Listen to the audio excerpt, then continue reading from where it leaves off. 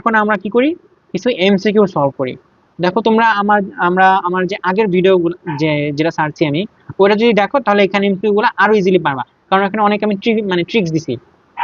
তো তোমরা যারা এ পর্যন্ত আসছো সবাই কি করো, ভিডিওতে একটা লাইক করো, সবাই কমেন্ট করো এবং সাবস্ক্রাইব করে ফেলো। আর তোমার বন্ধুদের কাছে এগুলো শেয়ার করে দাও। এই ভিডিওতে যদি 20 লাইকস পড়ে, তাহলে আমি নেক্সট ভাইরাসের যে লাইফ সাইকেলটা আছে সেটা এরকম ভাবে ভেঙে ভেঙে ভেঙে ভেঙে পড়ায় দিব, এবং তার সাথে সাথে এমসিকিউ তোমাদের সলভ করে দিব। তাহলে টার্গেট রাখলাম কি, অ্যাটলিস্ট এই ভিডিওতে 20টা লাইক তোমরা জোগাড় করে দিবা। তো চলো আমরা কি করি এখন, এমসিকিউ গুলো সলভ করি। তো দেখো, প্লাজমোডিয়াম ফালসিপ্যারাম এটা দ্বারা কোন জ্বর হয়? তো দেখো, আমি তোমাদের যে ছকটা পড়াছিলাম সেখানে ফালসিপ্যারাম কি বলছিলাম, এটা সবচেয়ে ভয়ানক। ভয়ানক যেহেতু বা ম্যালিগনেন্ট, এটার নাম কি করবে, ম্যালিগনেন্ট টার্সিয়ান ম্যালেরিয়া করবে। এরপর দেখো প্লাজমোডিয়াম ভাইভ্যাক্সের সুপ্তিকাল কত, এটা মুখস্থ পড়া, ওইখানে যেটা আছে সেটা থেকে দেখে নিবা। এটা 12 থেকে 20 দিনের মতো। আর এটা সবচেয়ে ভয়ানক, মানে যেটা অনেক বেশি সময় দিন পর্যন্ত থাকে, সেইটার ভয়ানকটা না, এটা হচ্ছে প্লাজমোডিয়াম মালারির জন্য। আর 8 থেকে 15 দিন সবচেয়ে কম কার হবে, যে সবচেয়ে ভয়ানক, এটা হচ্ছে ফ্যালসিপ্যারামের জন্য। আর এটা কার হবে, এটা হবে ওভালির জন্য। দেখো কোন প্রজাতি মানুষকে অ্যাটাক করতে পারে না? তো প্লাজমোডিয়ামের 5টা প্রজাতি আছে, সেই প্রজাতিগুলোর নাম কি, Plasmodium falciparum, Plasmodium vivax, ovale, malariae. তো এর মধ্যে ম্যালেরি আছে কিন্তু মেক্সিকানা তো নাই, এর জন্য এটা হবে না, এটা হলো আমার অ্যান্সার। মানুষের দেহে কোন চক্র সংগঠিত হয় না? তো দেখো, মানুষের শরীরের ভিতরে কি স্পোরোজয়েট তৈরি হয় না, তাহলে এটা হবে অ্যান্সার। বাকি সব কিন্তু হয়।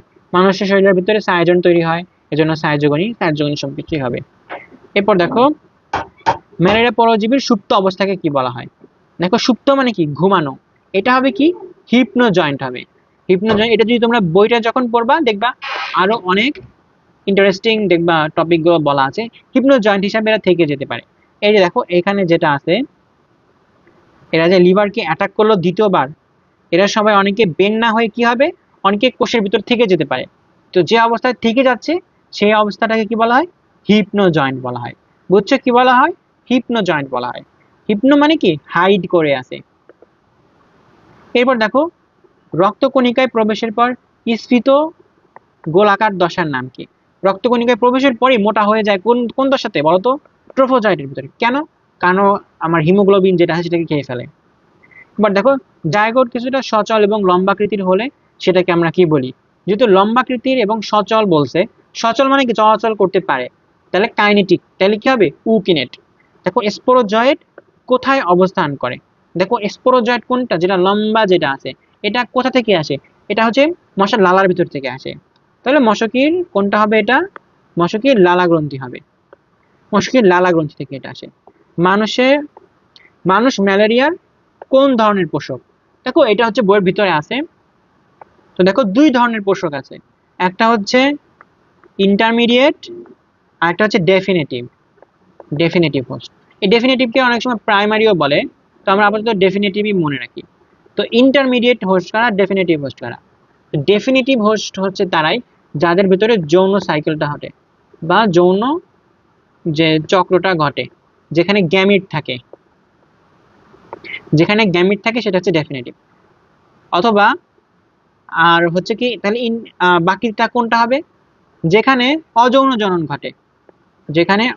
জনন ঘটে, শুধুমাত্র কি হয়, বিভাজিত হয়, একটা থেকে আরেকটা বিভাজিত হয়, সেটা হচ্ছে ইন্টারমিডিয়েট হোস্ট। তাহলে দেখো, মানুষের শরীরের ভিতরে মশার এই প্লাজমোডিয়ামের, এটার কি উকিনেট উসিস্ট এগুলো তৈরি হয় না, কি তৈরি হয়, এখানে আমার তৈরি হয় হচ্ছে সাইজনটা তৈরি হয়, এটা হচ্ছে অযৌন জনন।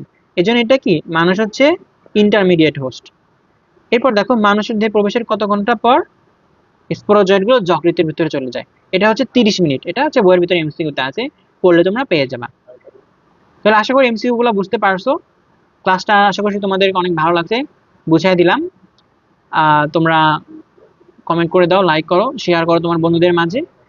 30টা লাইকের, 30টা না 20টা লাইকের করছি, তোমরা 20টা লাইক দ্রুত পূরণ করে দাও। আমি খুবই দ্রুত তোমাদেরকে ভাইরাসের ভিডিওটা এবং গুরুত্বপূর্ণ এমসিকিউটা তোমাদেরকে দিয়ে দেবো। সো বেস্ট অফ লাক, তোমরা সবাই ভালো থেকো। আজ এ পর্যন্তই, আসসালামু আলাইকুম।